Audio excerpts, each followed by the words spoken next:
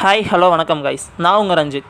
தைப்பூசமான இன்றைக்கி நம்ம முருகனை தரிசிக்காமல் எப்படி, அதுக்காக நான் இன்றைக்கி வந்திருந்த இடம் தான் மாதாப்பூர் பக்கத்தில் இருக்க அருள்மிகு முத்துக்குமார சுவாமி மலை. இது பல்லடத்துலேருந்து 3 கிலோமீட்டர் தொலைவில் அமைஞ்சிருக்கு. 500 ஆண்டு கால பழமை வாய்ந்த இந்த கோயிலில் இருக்க முத்துக்குமார சுவாமியின் சிலையும் பழனி முருகர் சிலையும் ஒரே ஒற்றுமையோடு காணப்படுவது தனி சிறப்பாகும். அதனாலேயே பழனிக்கு செல்ல முடியாதவங்க கூட இங்கே வந்து முத்துக்குமார சுவாமியை வழிபட்டு செல்வது வழக்கமாக வச்சுருக்காங்க.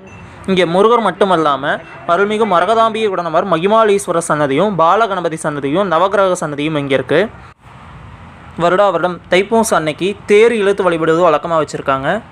அதற்காக நான் இன்றைக்கி கோயிலுக்கு போய் தேரெல்லாம் சுற்றி கும்பிட்டு மலை மேலே ஏறி முருகனை மனமுருகி முருகனை கும்பிட்டு வெளியே வந்து ஃபோட்டோ ஷூட்லாம் முடிச்சுட்டு மனதுக்கு நிம்மதியாக முருகனோட அருள் எல்லாத்துக்கும் கிடைக்கணும் அப்படின்னு வேண்டிட்டு, நீங்கள் இந்த கோயிலுக்கு இதுக்கு முன்னால் வந்திருக்கீங்க அப்படின்னா மறக்காமல் வீடியோக்கு லைக் பண்ணிட்டு கமெண்ட் பண்ணிடுங்க.